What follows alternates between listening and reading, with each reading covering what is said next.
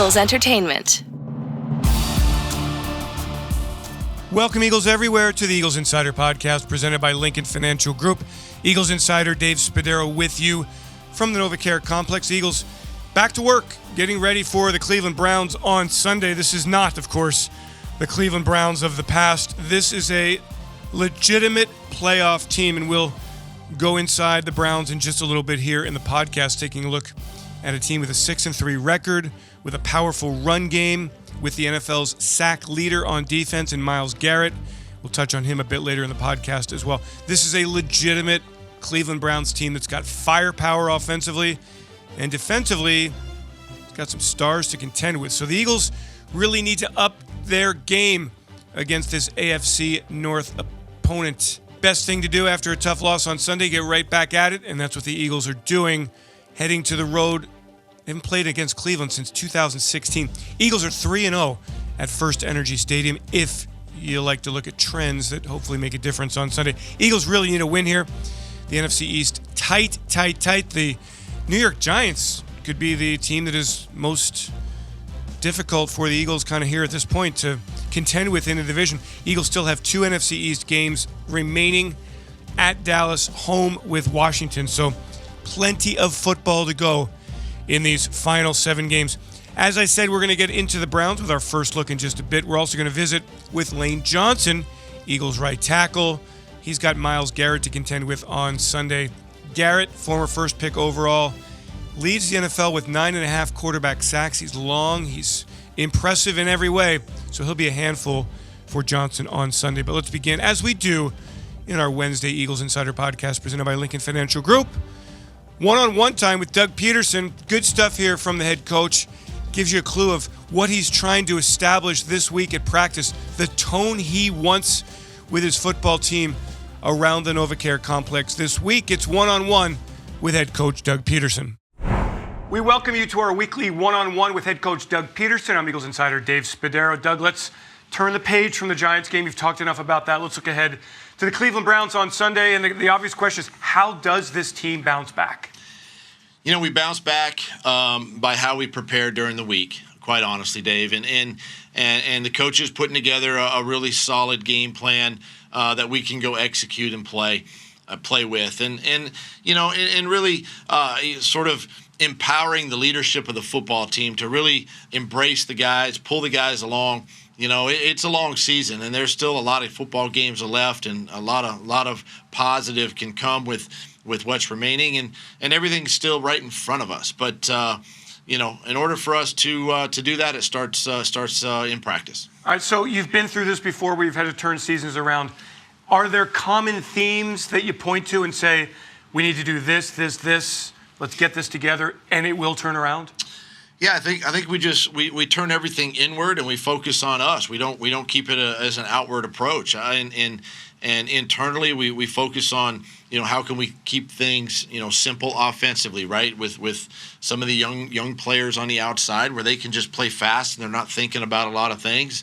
How can we allow our quarterback to play fast, our offensive line, and then defensively, same way. You know, just keeping things simple for them. And really keep it as an inward approach. And you know, the more time on task that we have, repetition and all of that, is a really good start in heading in the right direction. Doug, what kind of mood do you want to create this week here at the NovaCare Complex? It will be different than in weeks past. Yeah, I mean, you know, it's going to be a mood where, you know, I don't want it to be a panic mood by any stretch of the imagination. I don't want any of that, but I do want the guys to feel that emotion that we felt after the game and feel that sort of that anger, that mad feeling that they had, and channel that for good, right? Channel that with their week of preparation. I talk to the team a lot about preparation and hard work, and you can't substitute for that. But, you know, the way you practice is the way you're going to play, and we got to focus on that and make sure that we take care of the details during the week. You've got some pieces back on offense. Maybe you get another piece or two back this week. We'll see. What are you building on with this offense looking ahead to the rest of the year? Well, I think that we have to, you know, I'm optimistic that Isaac comes back this week, and that gives us another, kind of a cornerstone there, anchor in the offensive line position. Where I'm optimistic that Zach Ertz makes a return this week, and we get him back in there, but we got to continue to focus on guys like Carson Wentz and Miles Sanders. We got to get those guys going, and Dallas Goedert, and really now with Alshon getting back into the offense, get him coming again. So going back and relying on those playmakers, and then keeping guys like Travis and Jalen Reagor, Greg Ward, who's been really consistent this season, and John Hightower, keeping JJ, keeping all those guys coming, but focusing on that core of guys that are going to help us win these games. Doug, you mentioned Carson. Everybody's been talking about Carson every day of his career. What have you seen from him here, and what does he need to get back to play the kind of quarterback that he can play? Yeah, there's been a lot written. There's been a lot said about the quarterback position here, and Carson Wentz and myself, and it's I guess rightfully so, right? It's always the head coach and the quarterback, and Carson just needs to be Carson. He doesn't need to do anything more than that. He needs to continue to build on the confidence that he has with the guys around him.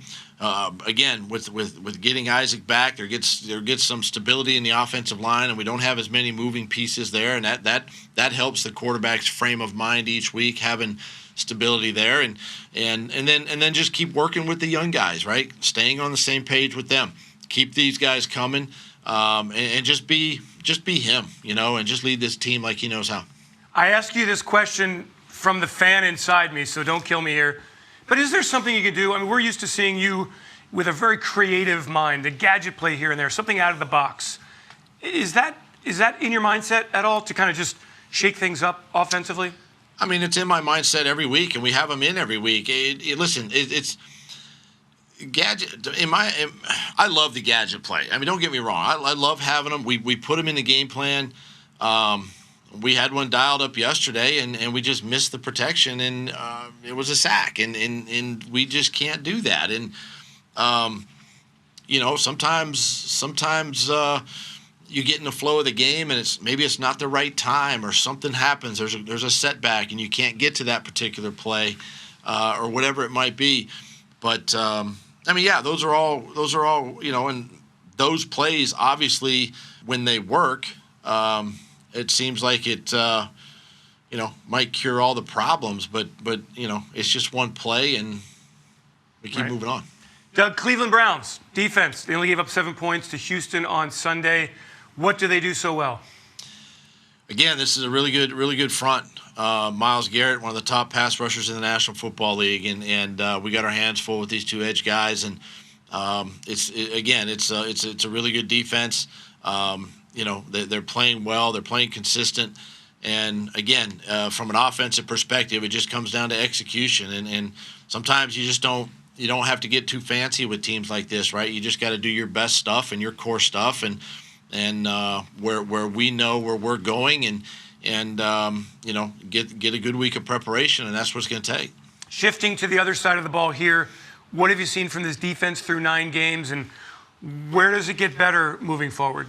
Well, I think the defense had been playing really well, and they've been flying around making plays, and it was unfortunate we let up the QB run the other day that hurt us, and we knew going in that they had done more of that, right? The Giants had done more of the QB zone read plays, and it was well executed on their part, and not so much obviously on our part, but. We got to do a better job in situational football. Just like on offense, we got to do better in third down. We got to do better in the red zone. The one-on-one matchups, right? It's both sides of the ball have got to get better. And but the defense is something that they've been playing well. We got to create some takeaways somewhere that helps your offense a little bit there. But I think overall. They've been playing really well, and it's been really a strength for us to kind of rely on that defense, our defense, each week. Doug, with all of this said, 3-5-1, still in first place. What does that mean to you? Means we're in first place. Yeah. And right, there's a lot of opportunities still. Listen, we want to be able to control our destiny, and we have the control. Right, it's in our hands, and we get to make do with what's been given us, and we understand that as disappointing as it is right now where we are, there's still a lot of bright spots, and that's one of them, and we're going to use that too as motivation moving forward. Doug, there's 3 games remaining at Lincoln Financial Field. Now we know that there will be no fans at the stadium for the remainder of the season. Your reaction to that? It's unfortunate. We understand we're in this pandemic. We know that COVID cases have increased here in the last several weeks, and there was always this possibility, I guess, that this could happen. And I am disappointed for the fans. It's been great to have them, in the stadium, especially at Lincoln Financial for the games that we've had there. I'm hoping and praying that we get through this. There's a vaccine soon, and we can all be back in the link one day. Do you feel the difference when even though it's only 7,500 fans or so, did you feel the energy from the fans versus not having fans in the stands, for example, at MetLife Stadium? You do. You notice them, and for us this year, the first game was the Pittsburgh game, I believe, where we had fans, over there and at Heinz Field, and you felt that, emotion, and then coming back to Lincoln Financial to feel the fans in our stadium, you could feel that energy a little bit, and late in those games, especially against the Cowboys, when the fans started to get into the game a little bit, and it's the emotional part of the game, and then to play at MetLife where there was nobody again, it's been, Dave, honestly, it's been kind of an eerie, sort of a strange feeling, I think, for everybody, and all 32 teams are going through it, and quite honestly, and it's something that I've addressed the team with and having to create our own energy, each week, and looks like moving forward, we're going to have to continue to do that. Moving forward, it starts on Sunday in Cleveland against the Browns. Big one on Sunday, Coach. Get a win, and let's get happy again. All right. Thanks, Dave. Our one-on-one with Doug Pederson each week presented by Wawa. Thanks so much, Coach. Good luck on Sunday. Thank you. Okay, so what do we know about defensive end Myles Garrett from the Browns? Number 1 draft pick overall, 2017. 7 quarterback sacks as a rookie, and then he's just taken off from there. 13.5 sacks in year number 2. Last season, a difficult year. Got suspended, if you remember that hit against the Pittsburgh Steelers and quarterback Mason Rudolph. Still, double digits in sacks with 10 in only 10 games. Now, this year, Garrett is off to a racing start. 9.5 sacks in 9 games. He's got 31 total tackles, including 23 solos. So he's on pace to just shatter individual marks. And he happens to be playing with a really good football team. So on Sunday, the Eagles are going to match up their 2 offensive tackles, Lane Johnson on the right side, Jason Peters on the left side, against Garrett and Olivier Vernon, 2 of the best in the NFL. Should be a great matchup to watch. I had a chance to talk with Johnson on Tuesday about Garrett and about this Eagles team at 3-5-1, looking to get on a good roll and stay that way in the final 7 games of this regular season. Time for a little one-on-one with Eagles offensive tackle Lane Johnson. Lane, I'd like to begin with your health. You're back on the field Sunday against the Giants. How'd you come out of that game? How do you feel physically? I felt good. So I finished the whole game, really no issues with the ankle. And so that was a big step for me. And, just ready to go into this week. I'd like you to share with us the feeling of being back on the field. I know you hate not playing. Just from a love of the game standpoint, what was it like to be back out there on Sunday? Yeah, it felt good. Felt good to be playing ball and going out there and feeling like you're contributing and doing something for the team. So, yeah, like I said, just felt good to finish the game. Something that's been difficult for me to do this year. So, finished it up. We did some good things, did some bad things, but ultimately didn't get the win like we wanted to, and that's disappointing. Lane, what do you miss most when it's game day? I mean, when you're hurt, is it the actual being on the field? Is it being with the guys? The whole experience of a game day? Yeah. I mean, I like being out there playing, and when you're paid pretty handsomely to do it, and you're not out there contributing, it doesn't work in your favor. So. The more you're out there, the better it is for you, and that's what I miss, just being out there with my guys. This week, you've got Myles Garrett, you've got Olivier Vernon. Let's talk about Myles Garrett, 9.5 sacks. You are a student of the game. I love talking to you about defensive linemen. Give me the breakdown on him from what you know of him so far. Yeah, really just a freak athlete. I think when you watch him, I think he has tremendous length, speed, bend. A lot of savviness as a young player too, but really just a freak athlete who can go out there and can beat you in a variety of ways. Power, he can, like I said, the bend, he may have the best bend in the league. And then you have Olivier Vernon on the other side, who's probably one of the stronger players you'll ever play in this league, and savvy, good with his hands. So really, it'll be a tough test for me and JP this week. How much film do you watch on a guy like Garrett, for example? Do you watch every play that he's ever had in the NFL? What do you do?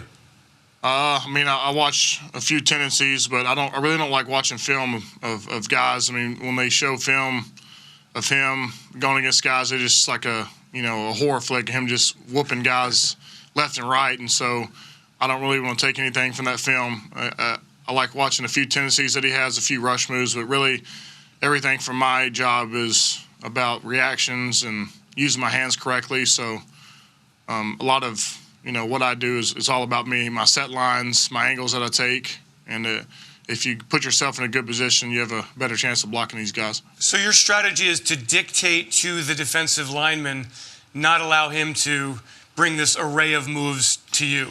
Yeah, it doesn't matter how much film you study, you're not going to know what this guy's going to throw at you on this play. There's certain tendencies you can pick up, different alignments and stuff. You can, there are some signs, but every down, there's, as you can see to the future, there's not really a way to predict all that.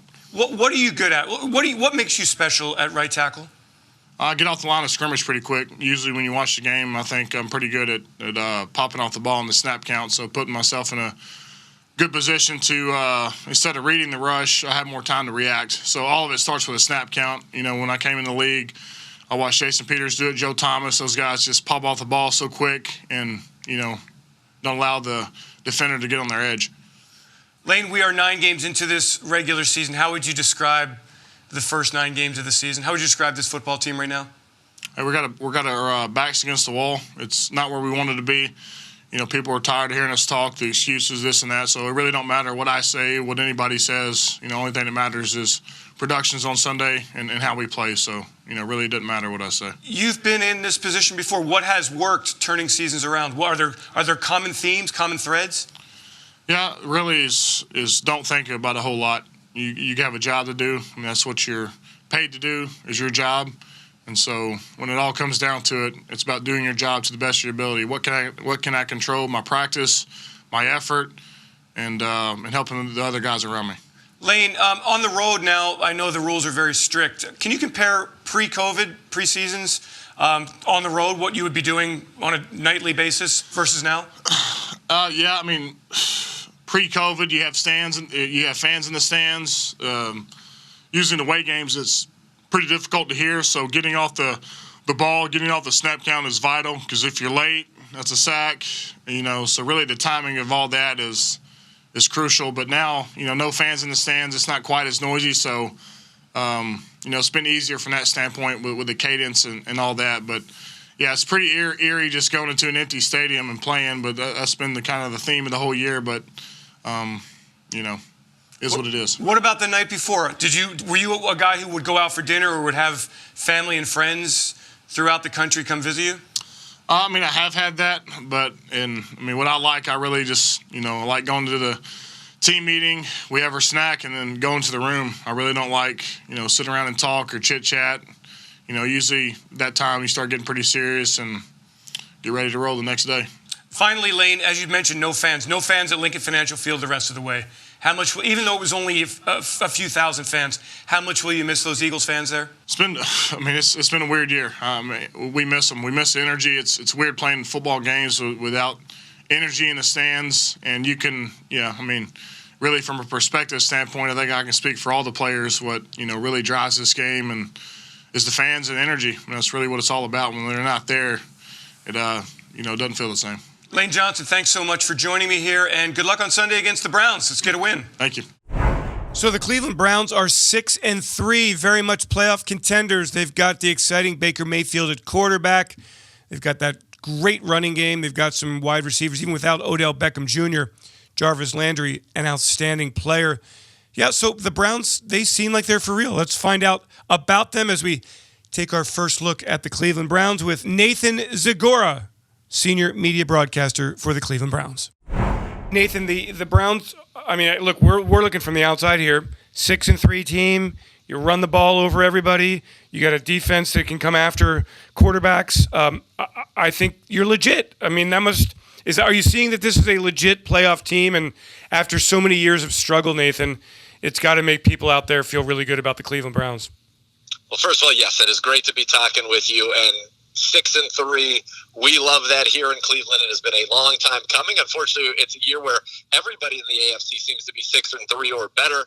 But the Browns are a team, as you mentioned, they can run the ball. You've got arguably the best backfield tandem in the NFL with Nick Chubb and Kareem Hunt. You've got a great offensive line. You've got a first-rounder in Jedrick Wills at left tackle, a first-rounder former All-Pro in Jack Conklin at right tackle. Wyatt Teller has been Pro Football Focus's highest-graded offensive lineman at right guard. You've got the venerable J.C. Treader at center, Joe Batonio, a Pro Bowler at left guard. So you've got this great line. Austin Hooper, two-time Pro Bowler at tight end who can catch it, but also has been great in the ground game as a blocker. So, yeah, you can run the ball on anybody. Your defense is led by Myles Garrett. He leads the NFL in sacks with 9.5 and forced fumbles, with 4 turnovers generated as a direct result of his pressure with 7. He has been a one-man wrecking crew, and it's a team that in the first 8 games of the year produced 14 takeaways. They still sit at 14, so it's a defense, and after 8 games, that led the NFL. They're still near the top of the league in that category. So it's a defense that has been opportunistic.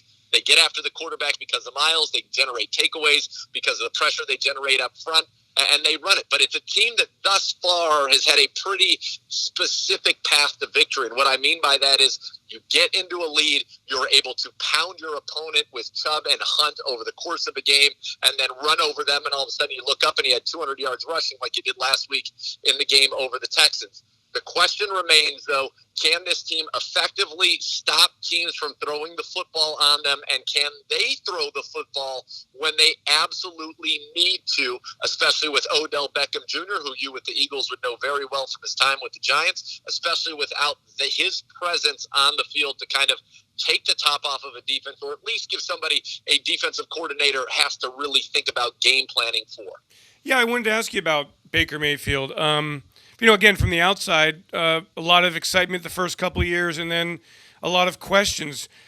When I look at him, I say, okay, the 2 games where the Browns didn't run the balls effectively, the Pittsburgh game was just a bad game for Cleveland.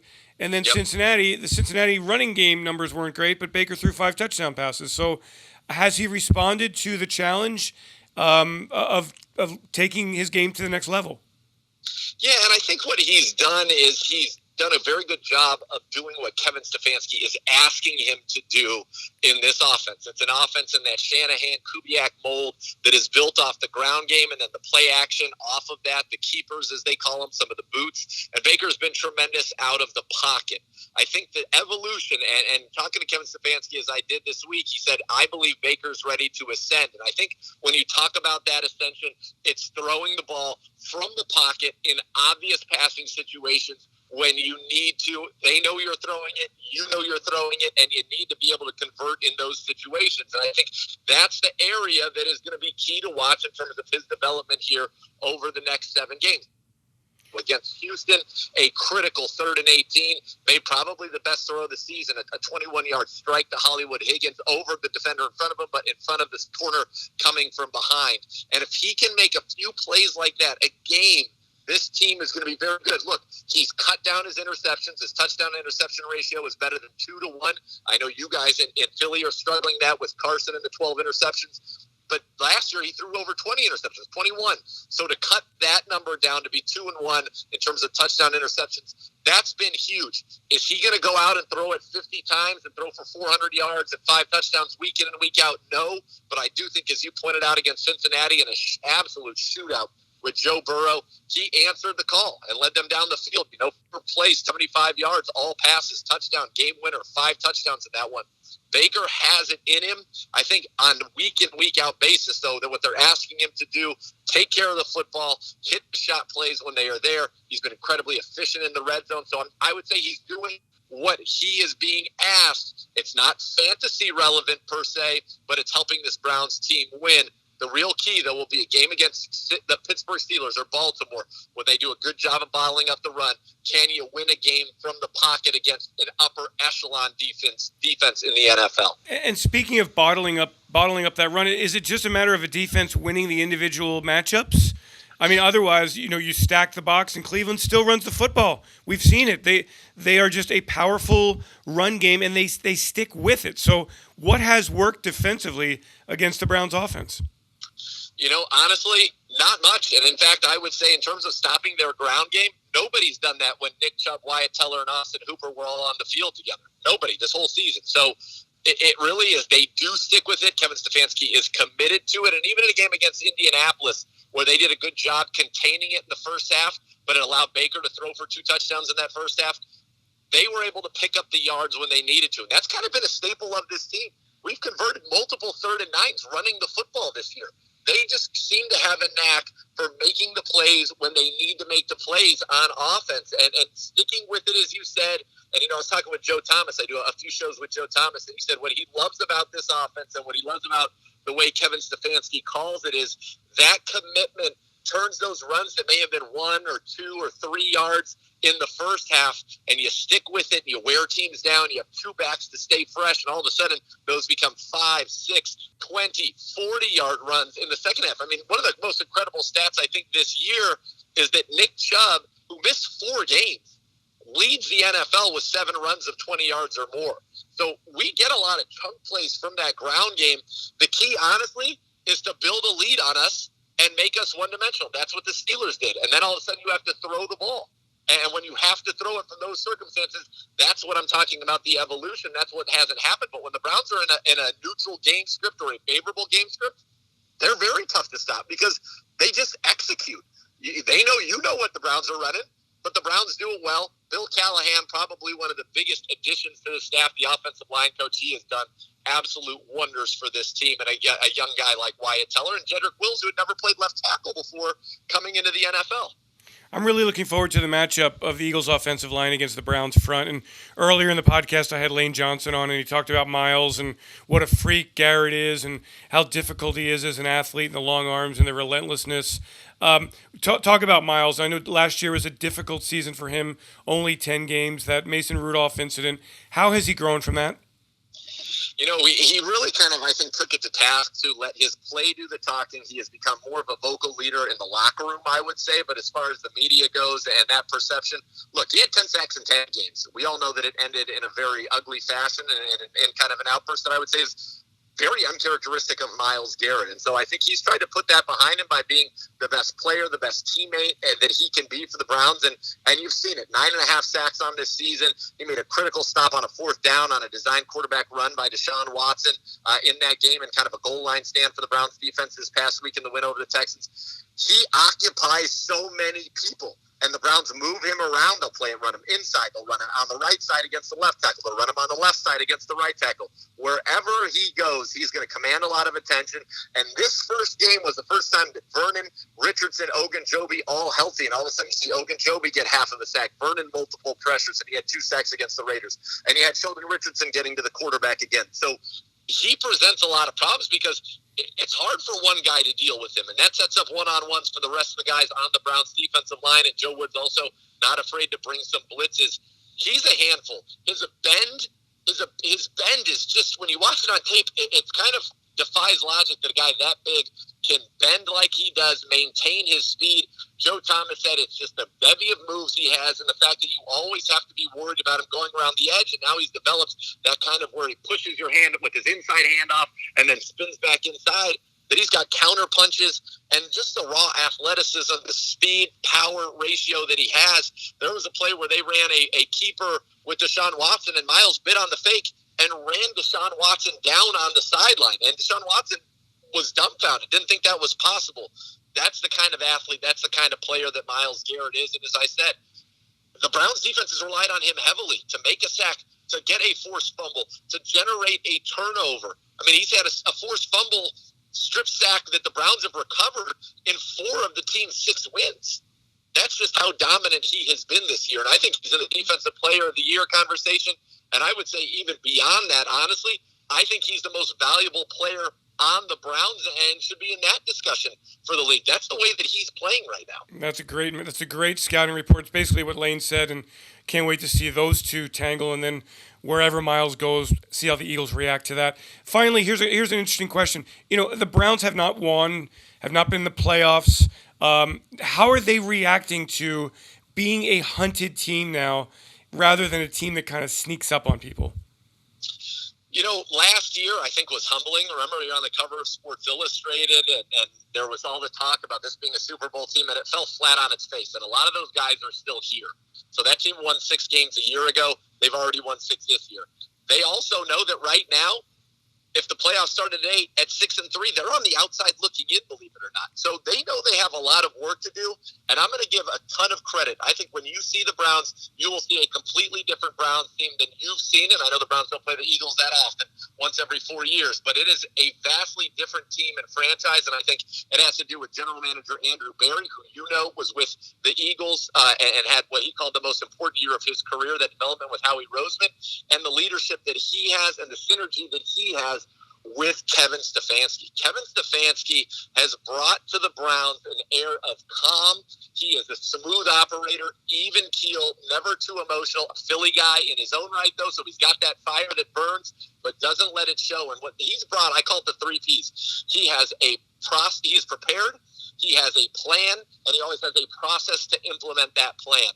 And that preparation, that focus on the process has really resonated with this team. The Browns are a team that in the past, you mentioned, haven't made it to the playoffs in far too long.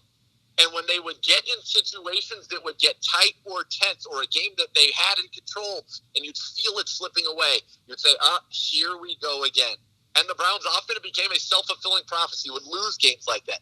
Not anymore. We've been tested in a lot of these wins, and we have answered the call time and time again. And I think it's the demeanor, it is the preparation, the focus on the process that comes from Kevin Stefanski that has really changed this team. So I don't think they're even aware, hunted. They're focused on going 1-0 each week, and this week, that opponent that they hope to go 1-0 against just so happens to be the Philadelphia Eagles. Tired of searching for sports updates in different places? The Xfinity Sports Zone gives you the ultimate sports hub experience, where you can find games, news, and highlights all in one place right on your TV. Follow the teams you love across your favorite sports. You can even use the voice remote to access stats and scores. With the Xfinity Sports Zone, everybody wins. Now that's simple, easy, awesome. Go to Xfinity.com, call 1-800-XFINITY, or visit a store for details. Restrictions apply. Requires Xfinity TV service with X1.